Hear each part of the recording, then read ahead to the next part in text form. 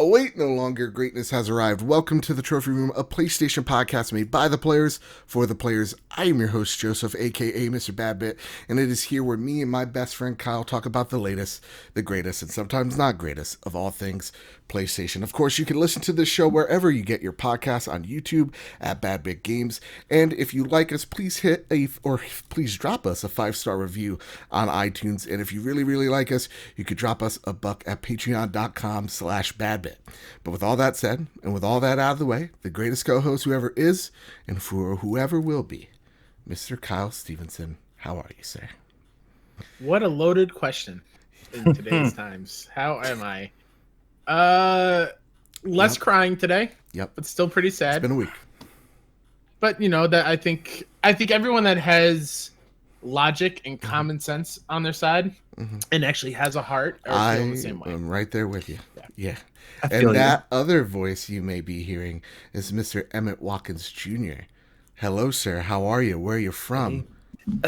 Well, you know, I'm hailing from Tequila, Georgia, suburbs of Atlanta, where you've probably seen a lot of things popping off in the last few days. It's been an event, yeah, it's been an event. Yeah, man, I'm glad you hit me up to get on the show this week, because it's definitely an interesting time for folks for audio listeners. I am a black man, so it's an interesting time for us right now. I don't know if we want to go ahead and rip the Band-Aid off now, or if we want to. Real talk. When I say where you're from, I mean your organization, VGU, if I'm not mistaken. Yeah. Oh yeah, VGU.TV. That's the site I write about. God, the real world is encroaching on the entertainment stuff. But yeah, VGU.TV. That's where I do all my stuff. Do the Players Club podcast. I host that up there with Alan Muir, and I just got to the kind of middle section of Keeping It 100, which is a podcast where I rank my top 100 games of all time. I just finished the sorting, and I'm working on a big video finale to release that final rank list. That'll be coming this summer. It's a sneak preview. You know what? You suck. You know what? I will tell you. You know what? I will just say a random name of a game at some point in the show, and then it'll be number 74 because I have to pull it up. All right, let's do it. So with that, gang, you know, it has been a week. It's been a frustrating week. It's this one's a rough one. I've been trying to figure out throughout this whole entire week of how do we start the show? What do we do? Because oftentimes it seems like nowadays we're a video game podcast, right? This is where you go to escape, where we go and talk about PlayStation, and one way or the other, it's sometimes we just see that real world events encroach on our pastime, and you know, it's just rough. It's just something that there's no way you can't talk about it. So what we're going to do, if you don't want to hear it and you just gotta go, Joe, I just want the gaming news, link in the description. There's a timestamp for you, because I totally understand it. You know, it's dark times indeed, and I feel like this dialogue needs to happen, though. So instead of, we're going to be talking about the PlayStation 5 event being canceled. We're going to be talking about Last of Us Part 2 accessibility features. We're going to be talking about the Humble Bundle awesomeness that we're about to see. Infinity Ward, curbing down on racism, and all that. But before we do, we usually have a little segment called What You've Been Playing. I feel like let's start with how you've been feeling. And I guess since I'm talking right now, I'll just take the floor for just a minute and just tell you how I'm feeling. It's interesting here because we have 3 different people from 3 different backgrounds. I'm a Hispanic man. I got my good buddy Kyle Stevenson, who is a white, and we got Emmett here, who's a black man in America. And there's 3 different perspectives that I feel like it's important to share. And for me, I put out a video on Badbit, and I love to see all the support and the love that I've been getting from it. And I feel like there's a lot of people resonating with that. And the past few days, it's a weird feeling of, I haven't been this sad since my grandpa died in 2015, but it's a different sadness. It's a different type of hurt that I didn't know you could feel. Because I'm a Hispanic dude, but I could pass as white. You know, I haven't had to deal with a lot of prejudice, some for sure, but not a whole lot. I've been incredibly lucky. And the one thing that I said in this video, and I'll say right here, is, you know, a few years back, my mother was at like a Rite Aid, a pharmacy, and she was gonna pay for these drugs, and it was a counterfeit bill, and you know, they called the police, not because they thought it was my mother, but we got to solve this riddle, right? The policeman comes, they write a report, everybody goes home with a weird story, no harm, no foul. And it has been on my mind since George Floyd of, would that have been different if she was black? I can't say for certain. You know, it's the frustration that I see. And I want to just, you know, say this, though I'm deeply sad, there's also brief moments of beauty in all this, where like, I know it sounds weird, but like I saw Spider-Man at one of like the events and I started fucking crying. Yeah, I saw that video. It was beautiful to see that, like, you know, under the mat, everybody could wear the mask moment, and you see this crowd of people. They're black, white, Hispanic. You know, it's the color of the fucking rainbow, and you're seeing people fighting for people and fighting for love, and that is the thing that makes me happy. And I tried my best to avoid when I see the president hold a Bible backwards in front of a boarded up church, and when people are like, "Is that your Bible?" He's just like, "It's a Bible. It has many pages, a lot of the great pages. I would like to say they're the best pages." I can't with it anymore, guys. You know, we're in this together, red or blue, black or white. We're in this together. We need to solve this. We're at a tipping point, and it can't be ignored anymore. With that, I concur. Emmett, you have the floor, sir. As an African American in this country, man, what's the feeling? Mm-hmm. The feeling is, when all this originally, you know, popped off on a public stage, you know, the first thing I felt was just tired.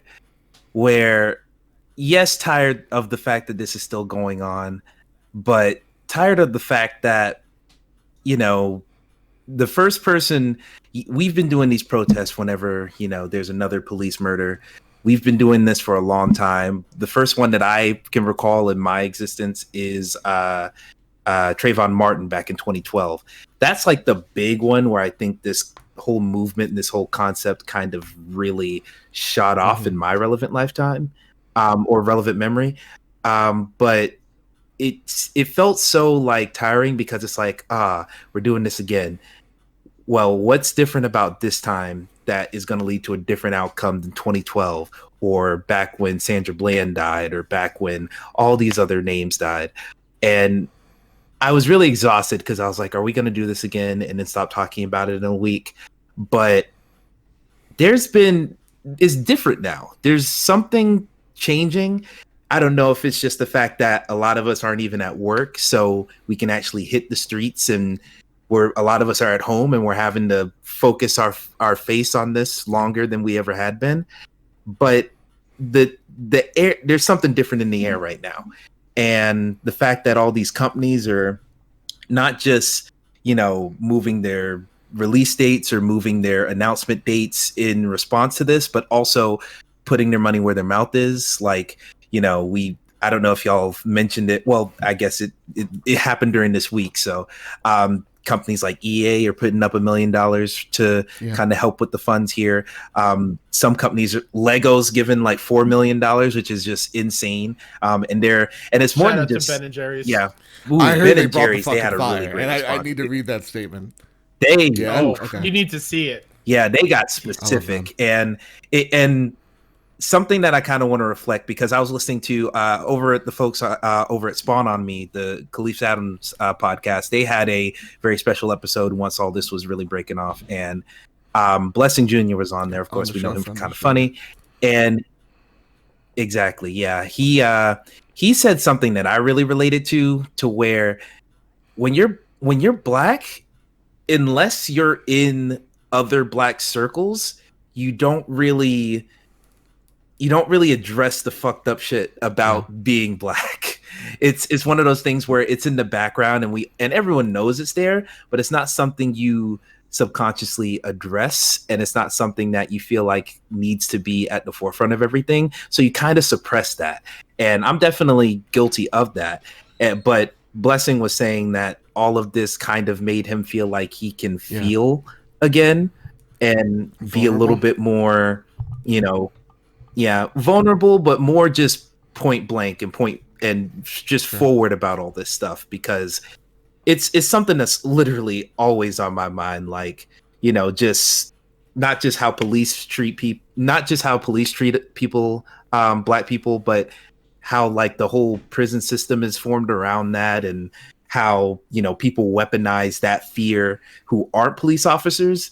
And, I forgot the lady who was in Central Park calling the cops on the bird watcher, but whoever she Amy was. Cooper. Amy Cooper, I think, is it. But just things like that. Like, that's something that is constantly on my mind, and that's like one of my, biggest concerns about just myself and, my family and stuff. So it's just nice to see, especially on that Spawnomy episode, where we can not just talk about the fact that it's happening, but we can like be very, like, we're angry as well. Like, the tiredness was the initial feeling, and then the anger came.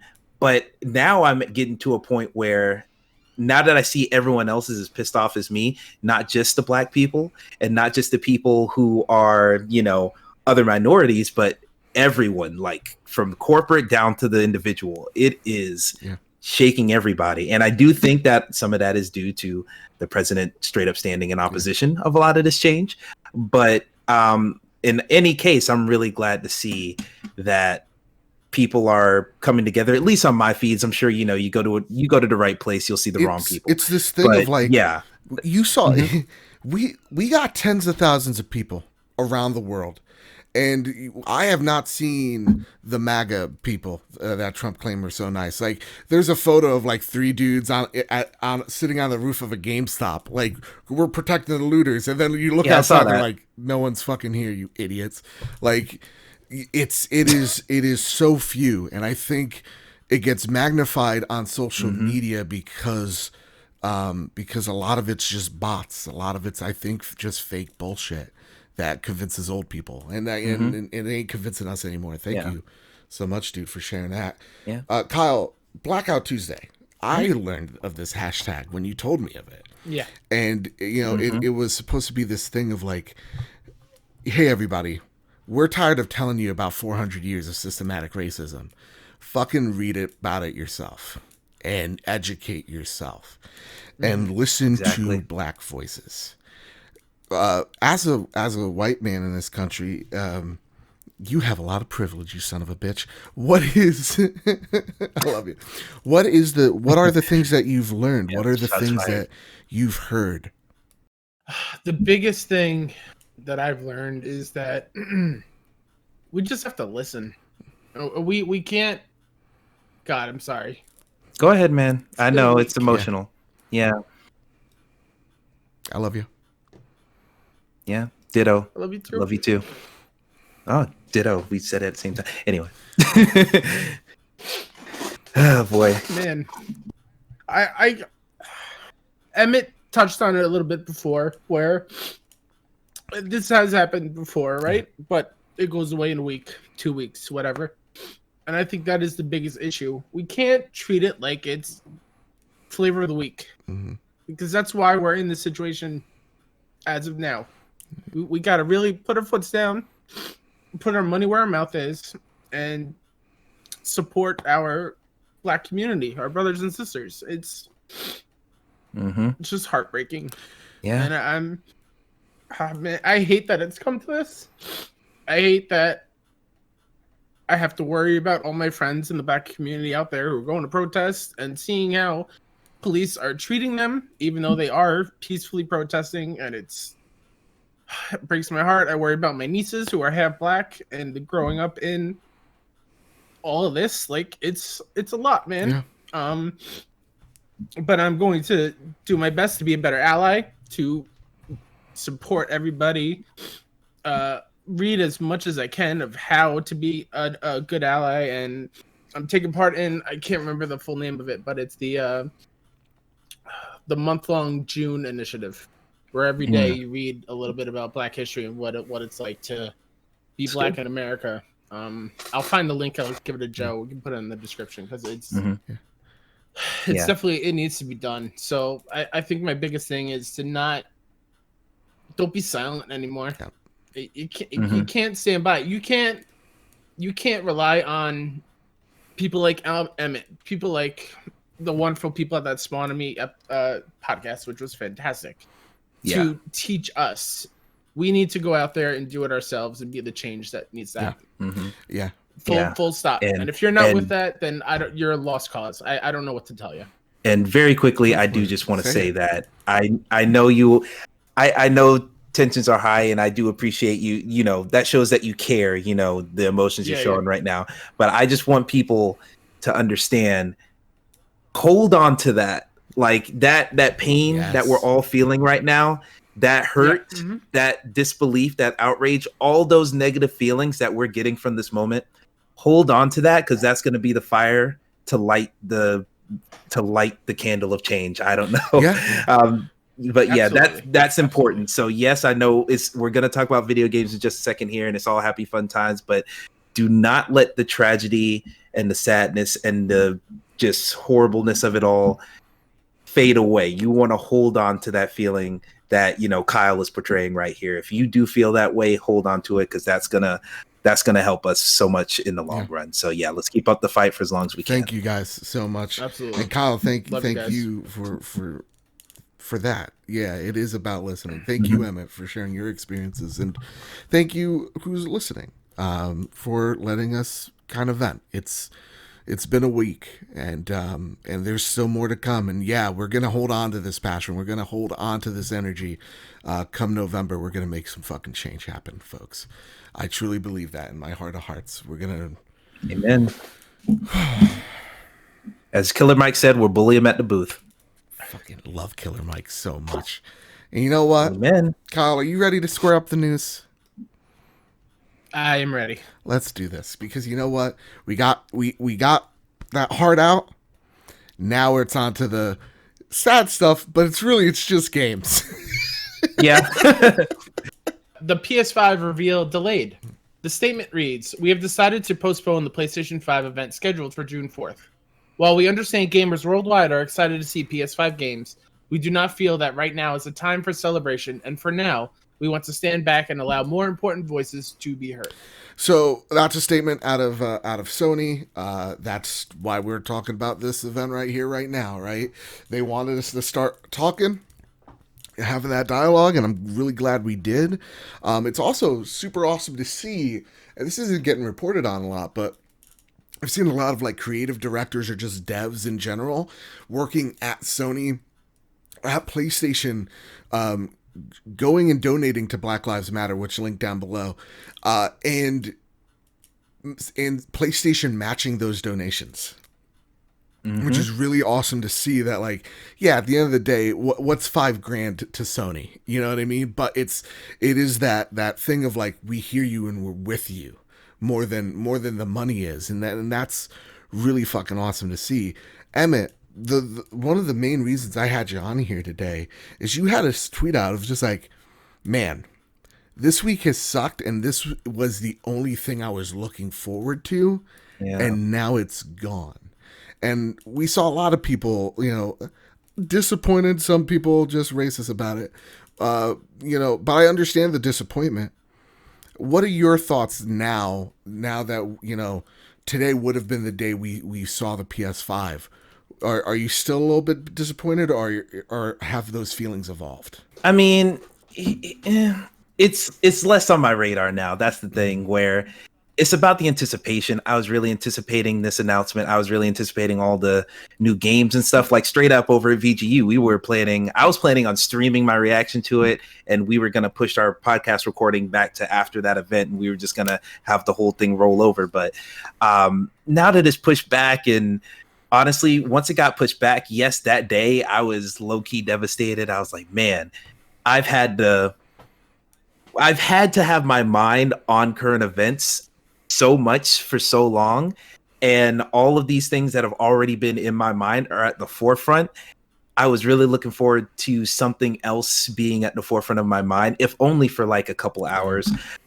But now that it's pushed back, and now that we're a couple of days removed from that initial sting, I can live with it, man. Like, yes, I'm excited for the PS5 and I'm excited to see what's new, but there's still plenty of games I'm playing right now. There's still plenty of other things to be excited about. I'm excited about the change that's about to pop off in America if the vibes I'm feeling right now are any case. So yeah, PS5 will get that news soon. I'm still excited about it, but at this point, I got more pressing matters to look at right now. That's what I was disappointed for 5 seconds. And I think it was like, it's like, if this was like the COVID like situation, I'd be like, oh fuck, come on, because it's a different looking forward to. It's a different disappointment because this event is so. I mean, it's not just it's exploded, but it is sudden, and it is a dialogue that needs to happen. I like that like a lot. It's not just Sony, by the way. It's fucking everybody, like Ubisoft, Activision, Fortnite. They all had events scheduled, and they're like, we'll have this next week or whatever. I don't even care. I like that like the entertainment is moved away, and they're like forcing us to talk, and that's what I'm really liking. Kyle, what are your thoughts on my dude? Yeah. Likewise, I was bummed, but that lasted a very short time. What I am happy about this delay comes from is I got to mute and block a bunch of Twitter handles in the replies to that tweet. So I'm very grateful for that, because man, so much toxicity there, which I know it was there, but in the moment it just felt like it amplified tenfold. Like, this is no big deal. This was just going to be games. We were going to see the console anyway. Would I have loved to see Aloy today? For sure. Yeah. I would have loved to see Aloy grace my screens. Would I have loved to see Ratchet statue somewhere around here. Yeah, mine's up here. Yeah. She's by the Stormtrooper It'd be amazing. Yeah. It'd be amazing to see new games running on PS5. Like, I think that's what we're all super excited for, but in the grand scheme of things, it's just a digital thing. It will happen, like probably within the month. Still, just focus on doing other more important things. Yeah, and I like that's a great point. Like, there's been a lot of blocking on Twitter. Like, dude, there's some people that think this is a conspiracy because they have nothing to show, and I'm just like, what is wrong with you? Boy, Lord, if only they knew. Dude, the console wars turned into a race war for like fucking. I'm like, are you kidding me, you guys? Jesus fuck. But yeah, it is what it is. I'm not disappointed. Show will go on eventually. I don't know. Why would Sony? Let me just have this one rant for just a second. Why would Sony have this event and then just go, oh shit, we don't actually have anything. What do we need to place the blame on? It's ridiculous. It's goddamn ridiculous. With that, there you go. PlayStation 5. We'll see it. Maybe it's next week. That's what eChan says. It says June 12th. Mark out all the bad stuff out of the way. What the hell is eChan? eChan. Wait, what is eChan? Oh, Lord. I thought you said eChan. I wouldn't interact with 8chan. That's what happened to HQ Nordic. No. Mark took all. Shout out, Mark took out all the bad stuff. Only kidding. Lord have mercy. As a THQ Nordic fan, it still is like, damn, y'all really took that L. For the rest of that company's life, Oh, we're getting. Yeah, exactly. We're getting SpongeBob soon, aren't we? It comes out like 3 days after Last of Us 2. Like, it is right on it. Man. Like, I took that whole week off to play Last of Us and then immediately SpongeBob. Like, straight up. What a palate cleanser of a game. Two opposite ends right there. Boy, I'm all over Twitch that week, I swear to God. With that, but yeah, that's that story. Let's get on to the next bit of news. Kyle, would you like to read it for us? Christopher Dring from GamesIndustry.biz writes, Sony's Jim Ryan, quote, we are going to launch PS5 this holiday and we're going to launch globally, end quote. Sony Interactive Entertainment's president and CEO Jim Ryan wants to give us an update on where things are with PlayStation. We spoke to him in November last year about the firm's ambitions for PlayStation 5. Back then, PS5's biggest threat was its competitors. Now its biggest challenge is launching during a time of immense economic turmoil caused by the COVID-19 crisis. Is it going to be delayed? Will big games miss the launch? Is it going to just arrive in select markets? Quote, recent history had told us that gaming is one of the pastimes and one of the businesses that benefits in economically difficult times, Ryan suggests. It's quite logical. People don't have the money to go out, so they stay at home. Now, who knows how this recession is going to look, how deep it will be, and how long it will last. It could be that the historic templates, the historic models that have applied in the past may not apply in the future. I think the best way that we can address this is by providing the best possible value proposition that we can. I don't necessarily mean lowest price. Value is a combination of many things. In our area, it means games. It means number of games, depth of games, breadth of games, quality of games, price of games. All of these things and how they avail themselves of the feature set of the platform, end quote. Or quote again. We have always said that we believe in generations. We believe that when you go to all the trouble of creating a next-gen console, that it should include features and benefits that the previous generation does not include. And that, in our view, people should make games that can make the most of these features. We do believe in generations, and whether it's the DualSense controller, whether it's the 3D audio, whether it's the multiple ways that the SSD can be used, we are thinking that it is time to give the PlayStation community something new, something different that can really only be enjoyed on PS5. End quote. So this article was huge, and there's so many other quotes as well in there. Definitely a great read. Definitely go to GameIndustry.biz. Take a look for yourself. But there are a lot of things that I want to get at here, where he's talking about the price and the economic situation.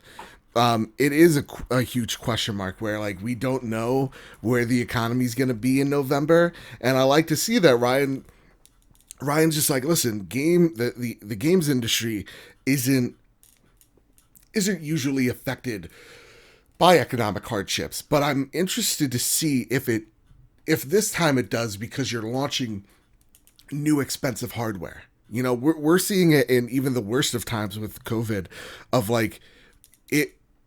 record sales of PlayStation 4s when they shouldn't be. Record sales of the Switch. I mean, Animal Crossing blew up. Even the Xbox are all selling terrifically right now. Kyle, what do you got to say? Yeah, just to bounce off that, I think last week or 2 weeks ago, I was saying how I wanted to buy a second PS4 and for my upstairs room, because I didn't have a TV until recently up there, and it was impossible to find a PS4 in any store, and online they were sold out completely. Wait weeks and months for it to come in until I went to a Costco and they had a bunch there with a Fortnite bundle.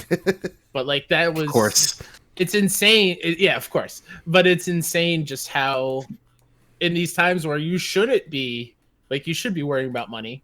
Millions of us are unemployed, but you're still going out and buying gaming systems. Do you think that's gonna? That says a lot. Do you think that's gonna affect the sales of the PS5? Long term, short term?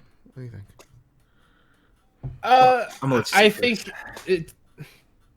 I think in today's times, it could, but if people are going out and buying systems now, I think they'll go out and buy them then as well. There's a big magical thing called a credit card where you just pre-order on there and not have to worry about it until it comes time. I think that's a lot of people's mindset. How bad that is, I know it's bad. I know that's a terrible thing to say. But hey, it's what we do. Well, Emmett, what do you guys think? Do you think it's going to affect the launch? I think it's going to affect the launch in that I don't think it's going to be, because if everything went normally, I think PS5 would be a massive hit. Sell millions and millions of copies on launch day or at least launch week. I think it'd be a massive hit. But right now, with everything going on, me personally, based off of how things are going right now and the fact that not only have closing down and reopening these cities probably a tad bit too early, especially here in Georgia, that paired with now we're out in the streets doing protests, and the fact that flu season is in the winter anyway, it's I'm not the only one who thinks that there's going to be a second wave, or there's going to be more reason for everything to be locked down even further come the end of the year. And so I think that's really going to be a big detriment, because right now, yes, people are spending, because with unemployment is a lot of people are collecting unemployment right now, but they kind of put extra money on top of that because of COVID, to kind of cover costs. And yes, that is very vitally important for people who need that money. But there's like no disrespect to my sister, but my sister falls into that camp where she's staying with the family. You know, she doesn't have too many expenses, so she can use that extra money to, you know, spend a little bit extra here and there. There's people that are going to fall into that category. They're getting consoles now, but if this continues on until the fall, there's going to be fewer and fewer people who can use that extra money to get extraneous things. Yeah. So I'm really thinking it's going to affect PS5 by then, and I think it's going to affect how they think about the PS4 and continuing to support that a little bit more long term. Yeah, I'm right there with you. And I think that's why this next question for you guys, Jim Ryan does believe in generations. And that quote of like, hey, listen, the Tempest sound, the DualSense, right? Ray tracing, the super fast SSD, you can't have that on a PS4. These games will literally not run whatsoever on a PS4 because of the tech that's behind it. Are we starting to see that maybe being a not so great plan, and maybe that the more traditional approach or not so traditional approach that Microsoft's doing is the way to go, Emmett? Do you think that might be the case? I really do love Microsoft's approach on just generations, but just in general, I like how they're doing everything. I'm a big Game Pass fan, and now that I've gotten a PC and an Xbox, I've just been enjoying that. Still on my PS4, but I've been enjoying putting my toe in the other pond. But specifically on this topic, I do think it's going to benefit Sony if they kind of take that more, not cautious, slower rollout of PS5, where allow people, if they want to buy in up front, if they want to get the biggest, nicest hardware, give them every reason or give them every chance and opportunity to buy that, but don't make it super necessary to play all of the latest games, at least not immediately. Right. Like how Xbox is doing it, where all of their biggest first-party titles are still going to be available on the old console for the first year or so, they said. And PC, which is how I'm probably going to take advantage of it. I really do like that, and like I said, I don't think as many people are going to buy PS5s as Sony might be thinking. So I'm really hoping that they take that to heart and do the Horizon Zero Dawn thing, and maybe put some stuff on PC to kind of split the difference a little bit, or just maybe give some ports to some PS5 games, put them on PS4 for the time being, right, so that people can still have a chance at them. No, I like that. I like that approach a lot. Kyle, what say you, dude? What are your thoughts? I'm in like both camps, right? I applaud Microsoft with what they're doing. I love the fact that, especially on the opposite side of like what Emmett's saying about people not being able to have PS5s when they come out because of the economic situation, I think that's where Xbox is really succeeding, where they're like, hey, if you want to play these new games, just buy the game. Or guess what? We have this thing called Game Pass, where you can buy it up, play it on there. Yeah. Mm-hmm. And not having the hardcore fans feel like they're missing out for not getting the new console. I think that's super smart. I love that a lot. But on the other hand, when you say next gen, I expect like a full update. You got to take advantage of all of it. Yeah. Yeah, you got to really showcase why I'm missing out by not having it. Yeah. So like I can, depending on what the temperature is that day, I'll go either way. But like right now, I love both. Yeah. I love both sides a lot. Yeah. To me, I appreciate Microsoft's approach, where it's just like, hey, because it really much is they're not thinking about console owners the way that I think a lot of people are thinking that they're thinking of console owners. They're thinking of them of, we have 10 plus million people subscribed to Game Pass, and if we tell them that, hey, we're turning the faucet off on these games and you have to go and buy a $500 thing, well, they're going to end their subscription to Game Pass once they're done playing whatever games they're playing. So like, by giving them a time time period of like, here's kind of like the cutoff dates, sort of, kind of like it's nebulous. It gives them time to upgrade so that they're going to take a less hit on those numbers, or not even a hit at all. So like, there's that approach that I appreciate, but I do also appreciate the approach that Sony has, where it's just like, yeah, no, like Horizon Zero Dawn would not be able to run, or Horizon Zero Dawn 2 would not be able to run on a PS4. It's just not technologically there on that console. Like, if I'm playing a next-gen game, I want it to feel like it's next-gen. Like, I'm playing Assassin's Creed right now, and every time it stutters, every time there's a weird pop-in graphically, I'm just like, I can't wait for the PS5 version of this game where there's none of that. You know, that's where I get excited for. So to me, I still appreciate the old ways of how consoles are usually churned out, but I do appreciate the new way of thinking Phil has as well. So I'm kind of like on both there. And with that, Marcus O'Neill writes in, I thought it might be a good time to start looking back in a broad sense. What will be remembered in the PS4 generation? Are there any memories that stand out to either of you? So this is a good one. I like this a lot. To me, I put this here, and of course you could write in via the Bad Bit Casa de Bad Bit Discord server or PS Trophy Room. Follow us on Twitter. You could go tweet at us. We'll answer these questions on the show. But I like this question because for me, it's very much that next gen of the, oh, this is the reason why I bought a next gen console. You know, like when I bought my PS4, I remember Assassin's Creed Black Flag and how that next gen version looked to me in the water, and the boat was just like, there was times where it was fooling me. Like, I thought this was fucking real. The other one, Infamous. Have you seen it now on a PS4, Joe? Oh, it does not look as crazy. No, it does not. It looks very rough. It's crazy.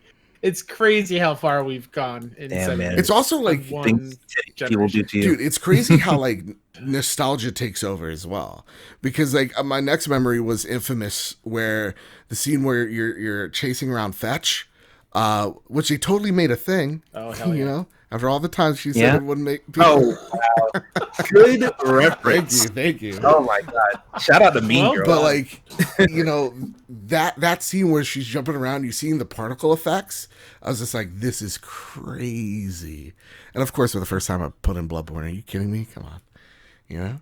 Evan, what say you? What's a PS4 memory that you're holding dear? PS4 memory of mine. You know what? I think I'm going to go ahead and go with this one. This game isn't... I was going to say something about Horizon Zero Dawn and how I just fell in love with the art style of that game. And I'll go ahead and give you a hint. It's in the top 10 of Keeping It 100. So... All right. I won't say where. Hell yeah. But yeah, I was going to talk about that one. But I'll actually talk about Nier Automata. That is a game where...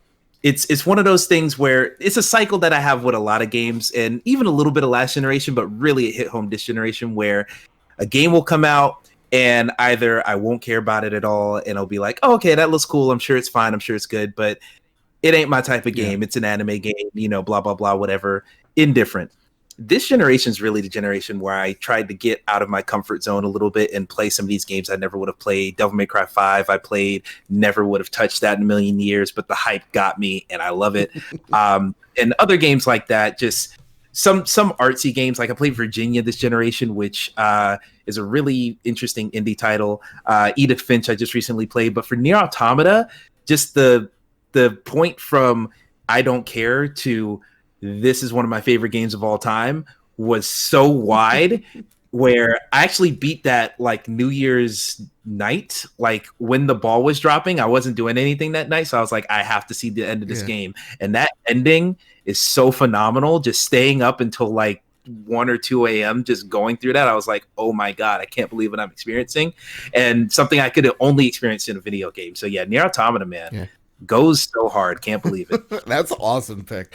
I was watching our good friend Sean Capri play, and I was like, this is the weirdest game ever. Yeah, that's why I love it. That's why I love it, man. Everyone's so goddamn attractive. Kyle, what say you? What's that PS4 memory? Oh man, I remember working midnight at GameStop for it. Mm. I was working there at the time of release. I remember bringing it home, buckling it in with the seatbelt, Same here. passenger Yeah. seat. I know the vibes. Yeah, I remember. The first thing I did when I got home with it is plugged it in, and immediately downloaded Resogun, and played that for forever and platinuming that. Cool. I think when I think of PS4, I think of, other than the games like Celeste, Control, platinuming Borderlands 3 with Mike He on was gonna during say our extra live Bloodborne. He stream. was gonna say Bloodborne. Yeah, I No, heard him. it's because you brainwashed me. You've conditioned me. Anything that starts with BL is already Bloodborne. Just Bloodborne. like recently going through Last of Us again after years. Oh, no. I games obviously push it forward. Uncharted 4 on release day, staying up and playing that all night. But I think when I think of PS4, I think of how strong out of the gate it was for years. And then last year we had that little dip where we're like, oh no, old Sony's back. That's the backlog. I'm worried. Yeah. No, I'm not even talking about games. I'm talking about like their crossplay stuff and all the other like egotistical Sony. I was like, oh no, our PS5 going to be another downturn for them, but PlayStation's still going strong. Yeah, man.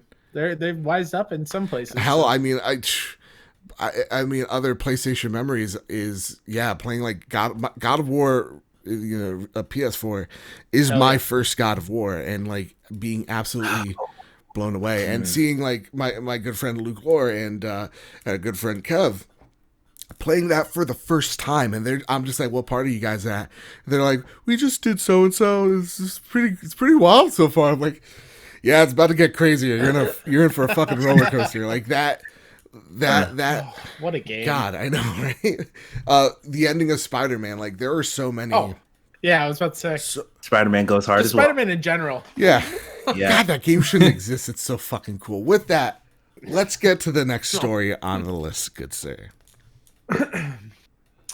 Rebecca Valentine from GamesIndustry.biz writes, The Last of Us Part 2 has around 60 different accessibility features.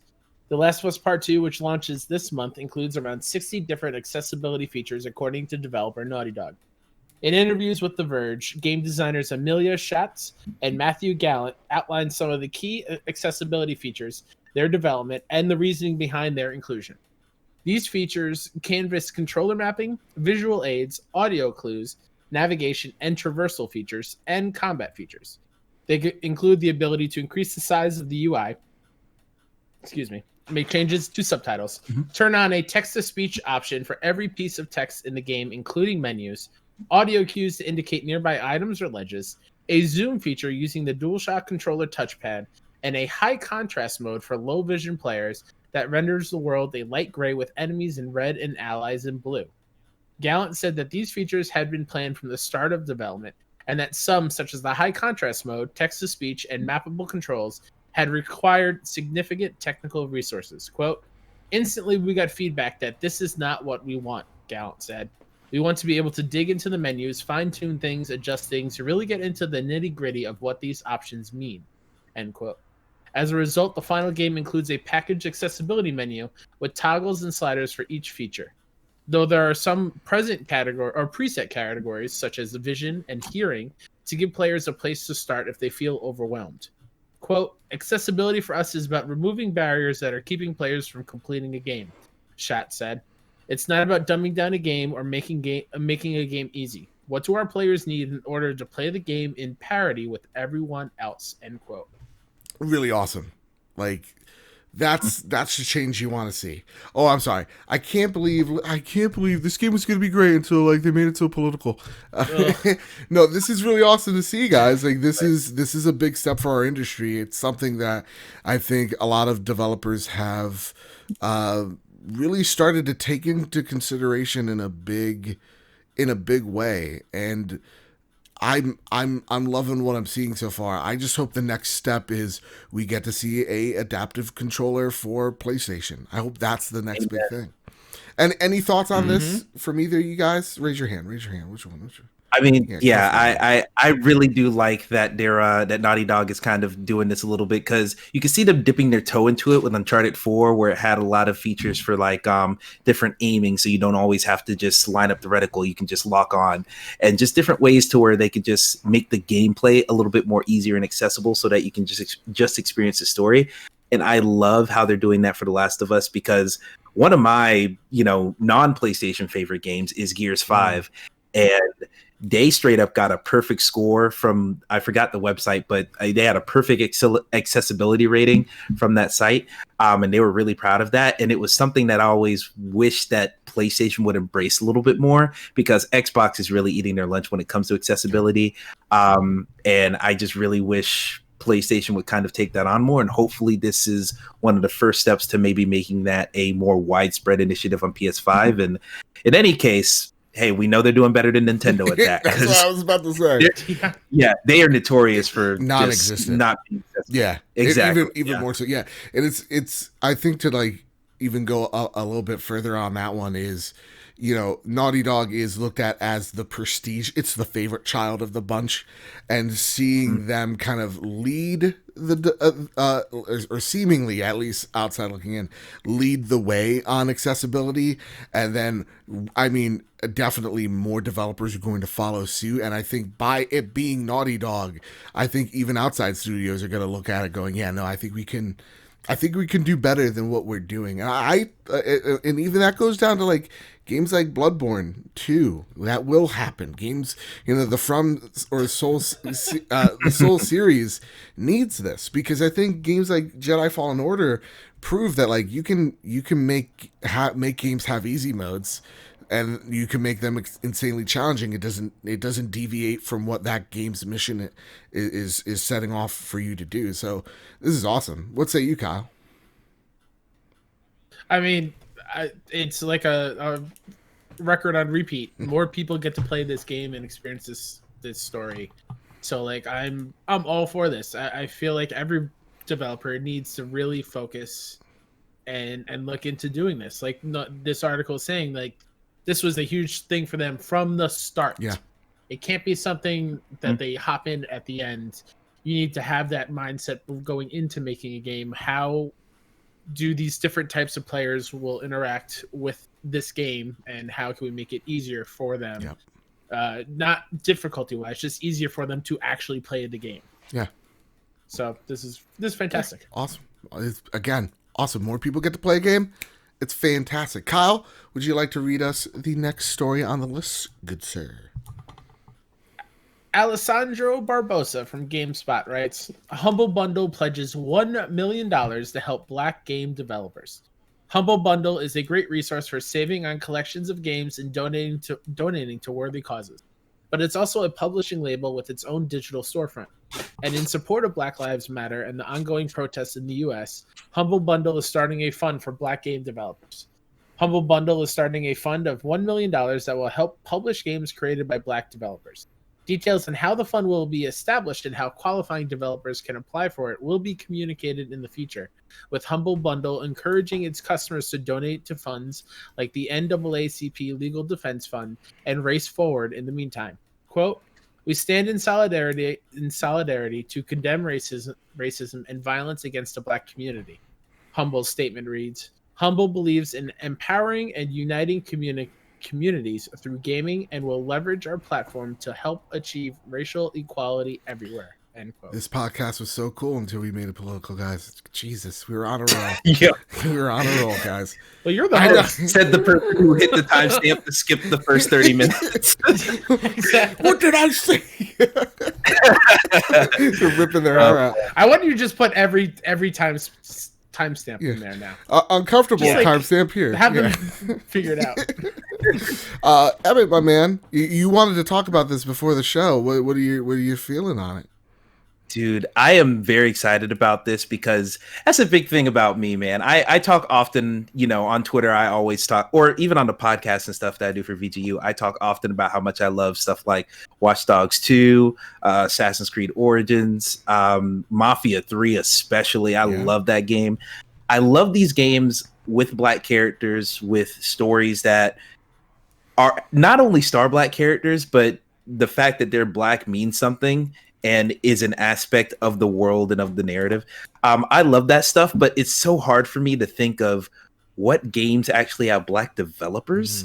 Like, I know the lead writer Mafia 3 was black. I know, of course, there had to have been. I actually think some of the lead people on Assassin's Creed Origins was black as well. And Watch Dogs 2, I'm just completely ignorant on. But I love that. I love that they're doing this because I really want to see more games that are not just about black characters, but are specifically from black voices. Because I don't know if you guys have played or have heard of She Dreams Elsewhere. Have y'all heard of that indie game at all? I think I heard. I've heard of it. I wanted to play it at PAX. Yeah, Mike was talking about it. I couldn't believe, get in. right? Our friend Mike. Yeah. Yes. Yeah. He was talking about it. I heard about it from Cam, from at the Cinemaphile guy. Cinephile guy. Yeah, Cinephile guy. Thank you. He had talked about it, and he was telling me once the Steam, what is it called? That Steam Games Festival that happened a couple months back. I streamed it and tried it out there, and I thought I was only going to play for a couple minutes and just check it out. It was a turn-based RPG thing. I wasn't really interested, but turns out that game has a very, like, you could tell that some black people developed that game because it is, you can tell from the dialogue, you can tell from the choice of music, you can tell from, no offense, but the N-word is used in that game in a way that feels authentic to the black experience. And it was really interesting to see that because you never see that in a video game. And so, or you very rarely see that in a video game. So I was like really intrigued, and I'm really interested to see that game, but it's one of the few games that I can think of that kind of has that tone to it where you can tell, somebody put their foot in it. So I'm really excited to see this fund here, because that's only going to mean more games from more black voices, and I'd love to consume some more of that content. So yeah, please give it to me. It's awesome that you say that, because the where we're at right now, I've been like, I want to, for like the 100th time, I want to watch Into the Spider-Verse. I want to watch fucking Black Panther real bad right now. Like there's this thing. Watch Blind Spotting. What's that? By the way, Blind Spotting. I don't know if you ever heard of that movie. Watch that movie. It's an indie film. It's one of my like top 4 favorite movies of all time, and it's literally my experience with all of this stuff in a lot of very specific ways. Like, watch that movie. It's funny and it's hilarious, but it's also real as shit. Okay. So definitely. Is it on like Netflix, Hulu, or is it like? You can. I don't know if it's streamable, but it's definitely available to rent a lot of places. I picked it up on a sale. I think it was like $3 to buy. So it goes on sale often. But yeah, just get your hands on that if you can. Great. So movie. like to see like black developers and black creators and like being empowered in this way, it is fucking awesome to see. Kyle, my man, what are your thoughts? $1 million hairs. Go into more creators. Doll hairs. Yeah. What are your thoughts, my man? It's awesome. Yeah. I love when companies do this to get the voices that aren't heard and have an outlet for them to make what they want to make. I think it goes along with I forget what the initiative is called, but the one Girls Make Games, right? Yeah. That's also something that I absolutely love that they do there. So any of these initiatives to get more diversity in games, and not just games journalism or writing, but developing the game in all aspects. I want as many diverse voices as possible to really showcase just how great everybody is at making games and making stuff. Like, I think it's worthwhile. Hey, remember when I said we weren't gonna be political? Remember this? Chink, I knew that was a lie. click. Let's get it. Let's do it, Kyle. Let's talk about the next story on the list, sir. It's actually, I think, the last story as well. Yeah. Julia Lee at Polygon writes, Infinity Ward says Call of Duty will get better at flagging racist usernames. Call of Duty creator Infinity Ward has announced that the company will be issuing more bans for racist usernames, as well as taking more steps to monitor racist content in-game in the future. Quote, there is no place for racist content in our game. This is an effort we began with launch, and we need to do a better job. We're issuing thousands of daily bans of racist and hate-oriented names, Infinity Ward said in a tweet. Here are the bullet points of the tweet. Adding additional resources to monitor and ID racist content. adding additional in-game reporting systems to increase the number of bans by hour, adding filters and greater restrictions on name changes, evaluating in-game improvements to make it easier to report offenses, increasing permanent bans to root out repeat offenders. We apologize to our players. This is our commitment to you, our fans. Thank you. The company has promised to issue more bans for racist usernames, while also adding more ways for the company to filter racist content and ban players for it, including reporting tools. These promises come in the wake of a Reddit user calling out Infinity Ward through a video showing dozens of accounts using the N-word as their usernames. While racial slurs on their own are not allowed to be said as usernames, players had been using symbols to bypass existing filters. So, wow. I mean, every time, like, I feel like in my circle, every time we talk about like racism or toxicity, we always bring up Xbox Live Call of Duty chats. Like, it has been there since the inception of these games, of like just like, and the weirdest thing is like, they're not grown-ups doing this. They're like 9-year-olds, you know? It's like, dude, where did you learn that? It's like, my dad taught me, you know, like, you're not born with it. So maybe it's maybe it's white privilege. Anyway, so like, it's in Emmett, you and I were talking about this before the show started, of like, first off, that list that the Reddit user shows, they're scrolling it for like 5 to 10 seconds. It's wild. And you know, how can I say this? A lot of people, instead of kind of cheering on this move, have been kind of criticizing Infinity Ward and Activision on this move, kind of taking it as of like, oh, you're using this moment to make an announcement saying how good you are, but this has been a problem with this game and within this community for literal decades. How crazy how old this game is, but like, it's been here since the start, and you just started to do it. So my question to you, Emmett, is this, not to say too little too late, but like, is that criticism valid? Is there, or and should they, instead of looking for the pat on the back, go like, yeah, no, like, we ought to do even more than this? What are your thoughts?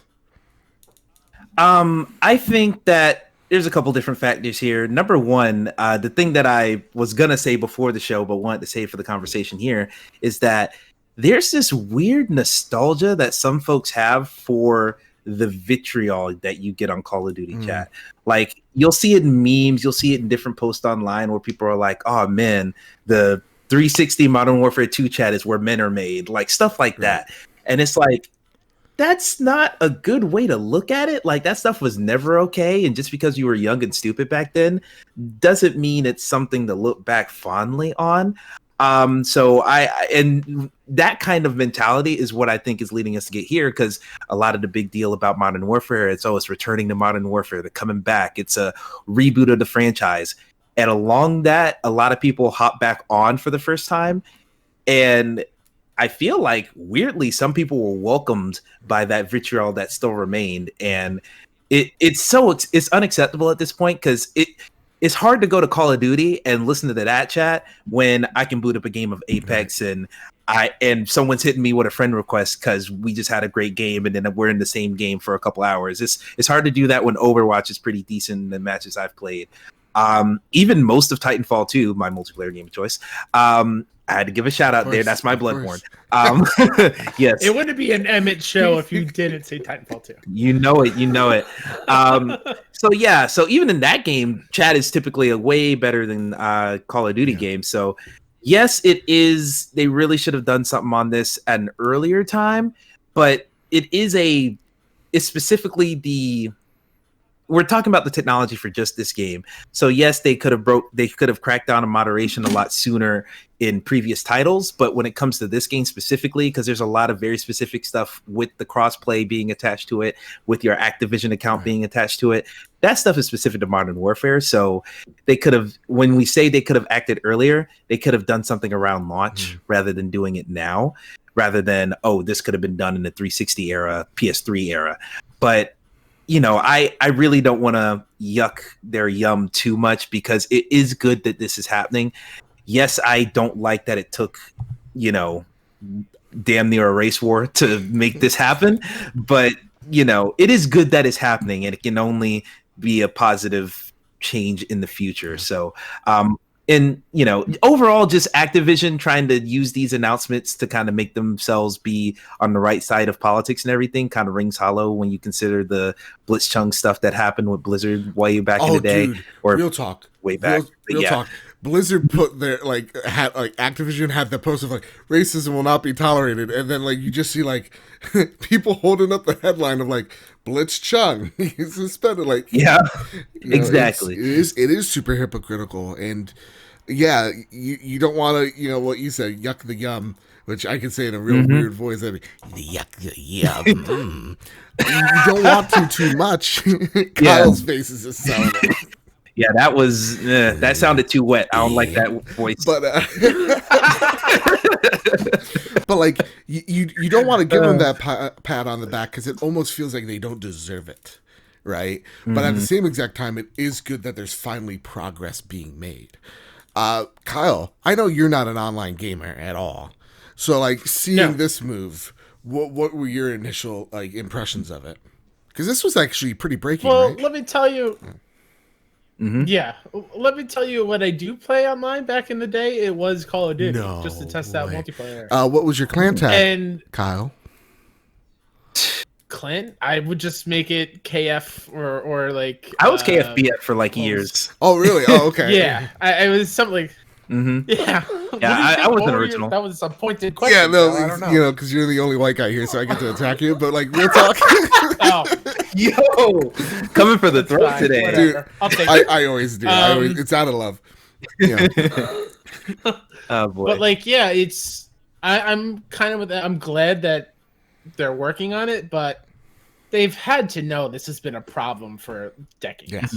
Yeah. They've had to know. It is impossible for you to go throughout years upon years of your games being the highest played and bought multiplayer game out there and not knowing how toxic everyone, or I wouldn't say everyone, most people on there are. Yeah. And it's bad. Yeah. Like I said, it's specific to this game specifically because you can change your Activision account name so easily compared to your PSN or 360 name. So it's been a really bad case with Modern Warfare specifically. But over the years, usually that moderation is held on the console holders themselves because they're changing their console name. But here, Infinity Ward had to step in, and I'm glad they're stepping in finally. Seriously. Yeah. And with that, I'm gonna be the truthful one here. I've probably done that in the past too, and I was a dumb, stupid kid. I like to always say, for me, how I act today, every time, I think I've told this story on the show, but there was this kid on Fortnite saying all sorts of stupid shit. And I literally was just gave him the father moment of yo, dude, you're going to look back on this and you're going to just feel full of shame. Telling you from experience. Because there are times where when you're about to go to sleep and you're thinking of that dumb shit you did back in 7th grade, that's and I'm just I was that I was that stupid 13-year-old, and it's awesome to see that man, I wish they went one step further and be instead of just banning you, we're gonna call your fucking mother. You know what I mean? That'd be the crackdown of the century right there. But for me, real quick, yeah. That is one of my favorite things that happens when people find a way to contact their parents and actually go through with it. It is one of my favorite things to read on the internet. A lot of peers did to that one kid. Oh my god! Absolutely, my hero. A smile to my face. Yes, amen to that. So awesome that it's happening. Again, not the biggest pat on the back though, but good to see that we're finally seeing some type of change on the internet, and hopefully. Because I still do real talk. I still try to find ways of making really dumb tags, I'll do P and then S, and then I'm giggling like I'm 5 years old. You know what I mean? So what is the portable NES? What exactly. You See, filthy minds these people have. Not me. Mm-mm. No. That Game Gear Mini can't come soon enough. With that. Before we get to the drop in Andy's snail mail, just some lightning news for everybody. One, Metro Exodus Dishonored 2 NASCAR Heat 4 Join PlayStation Now in June. Yeehaw! Yeehaw! That's right. I just love Play playing that. Metro. Metro's really good. I play NASCAR. You left a lot. It's beautiful. Days of Play comes to the PlayStation Store. There's a ton of discounts there, even more than we initially reported on last week. And with that, that has been the news this week. Guys, are you holding on to something? I am. Well, this has wheels. All right, now I'm holding on to something. Prepare the drop. Each and every week, PlayStation drops the latest and greatest in all things PlayStation onto the PlayStation storefront. The only problem is that there are usually too many games to list, so each host picks a game of their choosing and talks about why they're so excited for it. This week, there was nothing this week. The drop didn't update, so we're just gonna skip over this week. It kind of feels weird. Sure. But Yeah, I'll reiterate what I said last week. Go play Maneater. All right, fair. It's worth the $40. Fair, go for it. And now we enter Andrew House's snail mail. Now, each and every week, you can send your questions into the trophy room various different ways, right? You could tweet at us at PS Trophy Room on Twitter. You could go to the Casa de Bad Bit Discord server. You could drop us a question there. Or you could write a letter to Andrew House. You could ship it on off to him. His P.O. box is somewhere. You'll find it. Don't worry about it. I can't say it on air.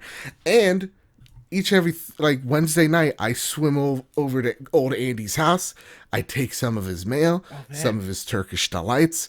Who knows? Sky's the limit. He's never caught That's a long swim. How long does that swimming travel? How long does that take? Your skin is ripping in that water by then. There is no way. No, I swim like a dolphin, so it's like 45 minutes tops. Okay. Yeah. It's just, you gotta go get with Somebody, SpongeBob movie. somebody, please make fan art of Joe jumping out of the ocean like a Oh dolphin. my god! Please. I'm just thinking of Peter Griffin coming out with. Yeah. I'm thinking of Whitney Houston, and as you come out the water. It's kind of like that shark when it breaches the water type of thing. Yeah. With that, Oh boy. Marcus O'Neill writes in. Oh yeah, we got technically 3 pieces of mail this week. One comes from Marcus O'Neill. He hit us up twice, and he says this: much love to everyone in our little community and beyond, particularly those who have suffered through injustices due to the color of their skin. We are with you, and I did a little heart emoji. There is no segue that makes sense, so I'll just jump into my question. Let's give some love to some smaller developers. What is a game that you adored that virtually no one else played? Shout out to Alagos, I think I said that, and even Marcus admits no idea how it's pronounced, a retro-inspired 2D action platformer by French studio called Skybird Games. I'm playing it right now, and it's fantastic. Kyle, what's a game that you played that virtually no one has? That's a good one. Man, that's a tough question. Good one, right? I'm looking through my. I've said it before. Rogue Legacy, I feel, is very underplayed. Ooh. I think that game deserves a lot more credit. Mm-hmm. It was a joke last year, and I still think people need to play it. But go play Control if you have it at this point. Facts. That's not an indie game. Man, that's a tough one. Come back to me. Okay, yeah, no, I have nothing. Emmett. Okay, go for it. Yeah, I got one, because literally part of the fun of this keeping it 100 thing is that there's a good chunk of my games that are totally obscure. So here's one that's recent that isn't actually on PlayStation 4 yet, but I'm hoping it will come soon. Okay. Deep Rock Galactic. Have either of you heard of that game? Never. No. Ooh. Okay, let me put you on. It came out on Steam and Xbox, I think a week or two ago.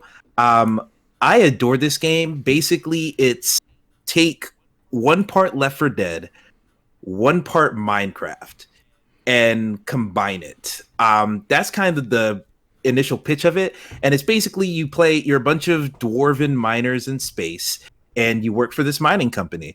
And it's a multiplayer game, 4-player co-op, different classes and everything, but it's not like Evolve classes where, we need a healer, we need a tank. It's more, you got specialties, but they're all doing the same thing pretty much, so you can just jump in.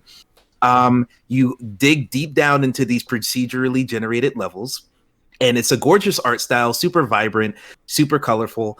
But you dig down deep into these caves, and everything's dark. You have to light your own way. So there are different, some classes have flares, so where you can light a spot instantly. Yeah. Everyone has little light bulbs they can drop along the way, and you have to light your way. You have to go find the specific minerals you need for your mission, or you have to go take out the specific giant space bugs that you're looking for. And as you're finding all these minerals, you have to fight a wave of bugs that you might come across. And everyone has different weapons. You got chain guns, you got flamethrowers, shotguns. Real talk. Is this game? You said it's not on PS4 yet. Where is it right now? Because it sounds dope. It's on Steam and it's on Xbox. Okay. I've been on the early access. Finally got us. Yeah, yeah. This might be the one. But yeah, it's super awesome. I haven't played as much of it as I would like. The community is great, so if you don't have friends to play with, you can hop into a random match, and people are super glad to play with you and contribute to the team and everything.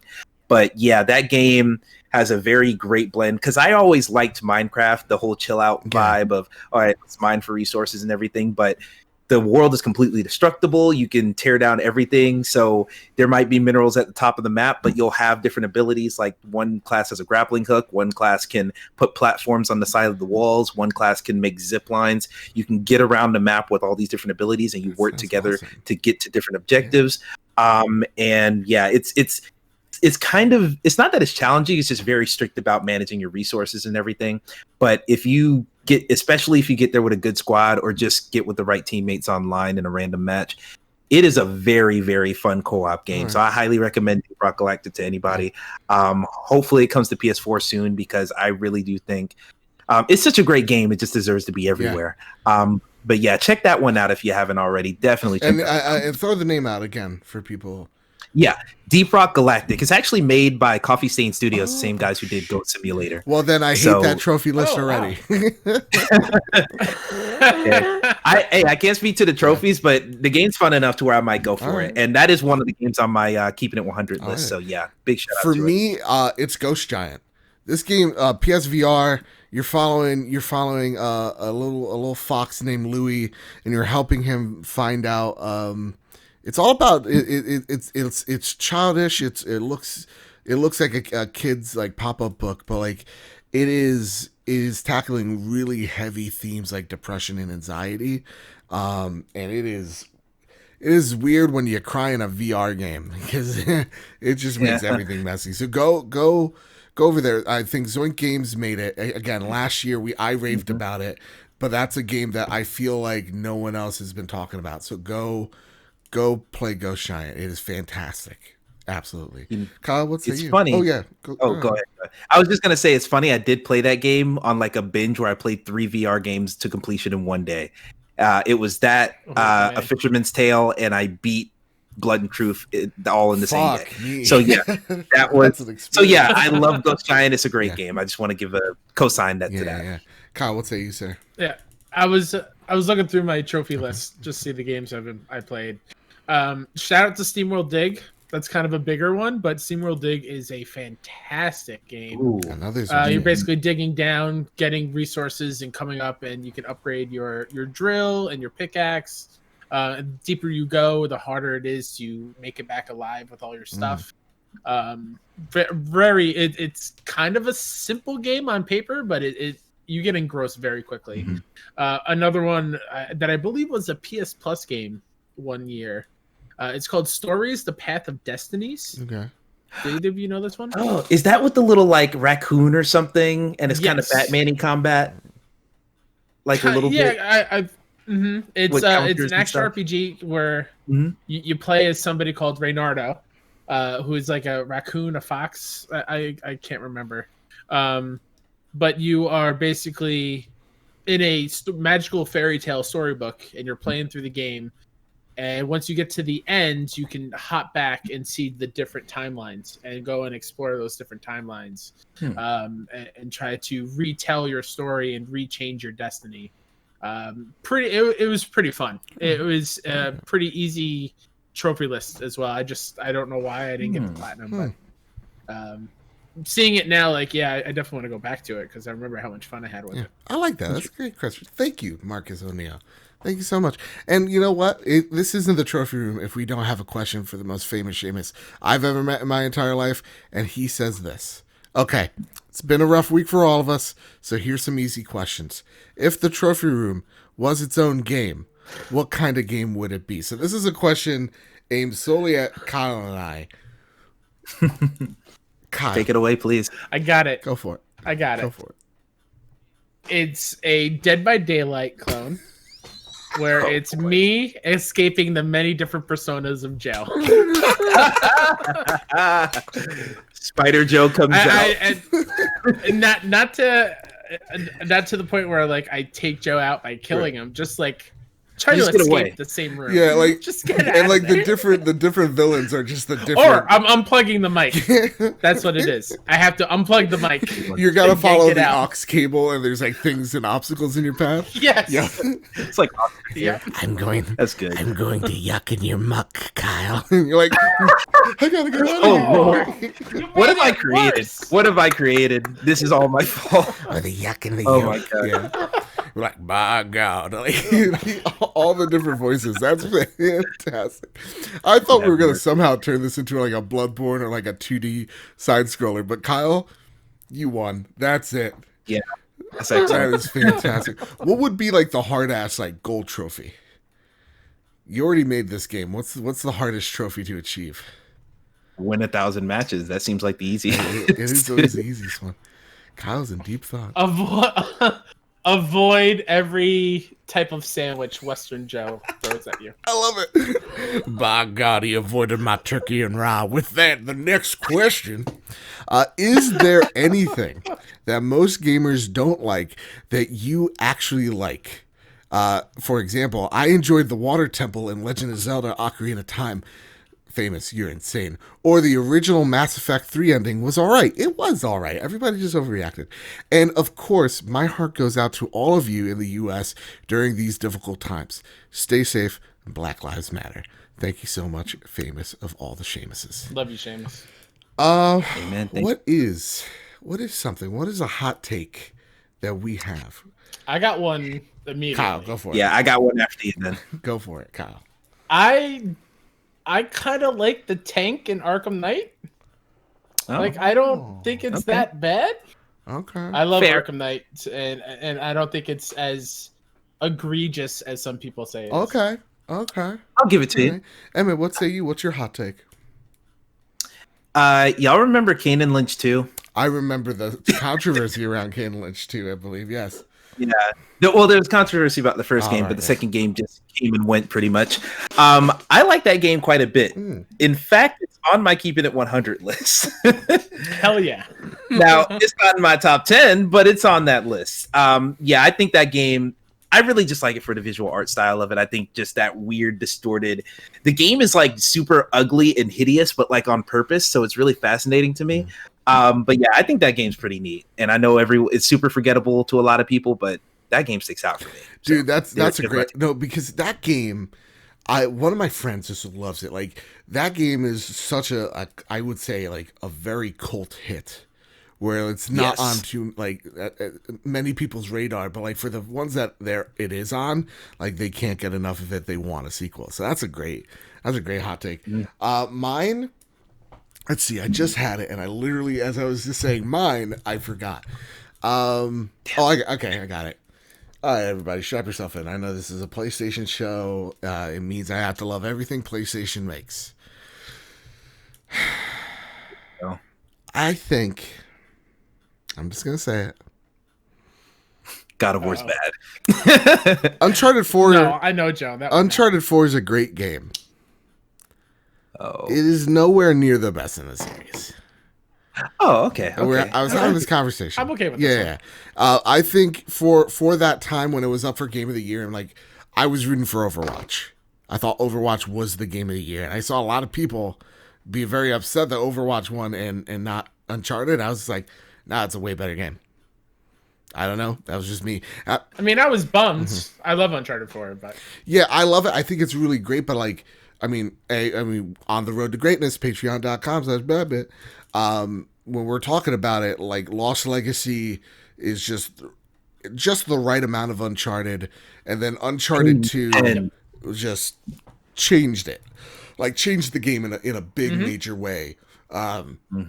For that time, where like Uncharted 4, you could definitely see there was two different creative visions on that title. But again, still great. I just don't think it's like the bee's knees, you know. With that, gang, I this has been the Trophy Room, a podcast made by the players for the players. But before we leave, Emmett, where can people find you? Y'all can find me in the streets. No, I'm just playing. But yeah, other than that, you can find me. Of course, I'm on Twitter at EJSpun61. Is pretty much on Twitter or anywhere you can find me. You search that, you'll find me on dozens of websites. I'm sure I use that name everywhere. So yeah, EJSpun61 there. Go to VGU.tv, a nice sexy URL for our website that I'm really happy that Al was able to claim. Go there. You can listen to Keeping It 100 if you want to hear me ramble about all these random games that I love so much. Make some hard decisions. And, Players Club podcast. I do some writing on there too. I really podcast more than write.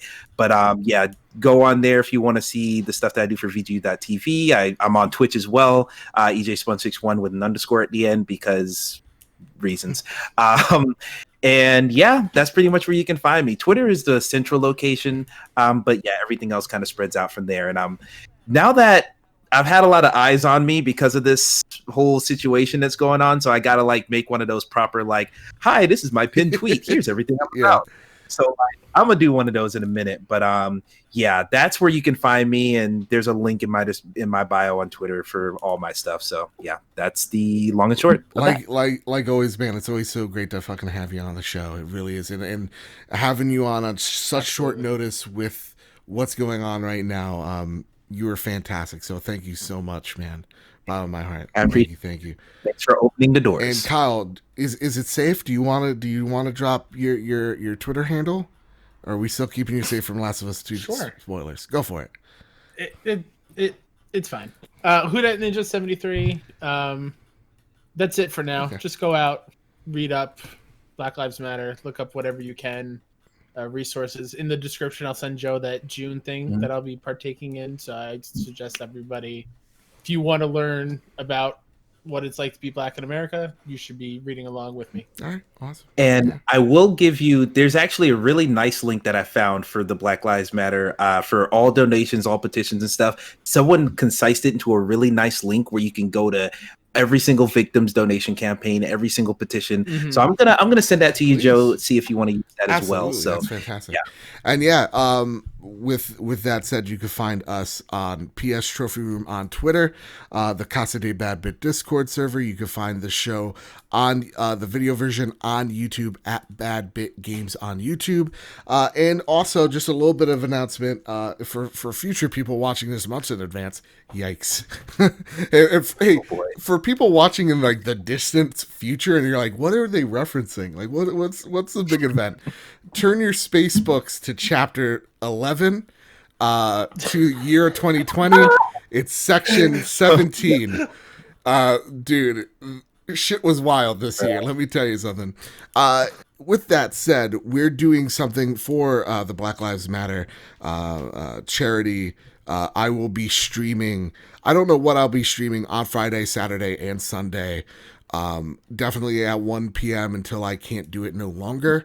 And yeah, we're going to try to raise some money. It's the literal least I can do in these times. So if you want to join us, even if you can't throw a buck their way, that's absolutely fine. Just join us, have fun, camaraderie and all that jazz. So with all that said, and with all that out of the way, everybody,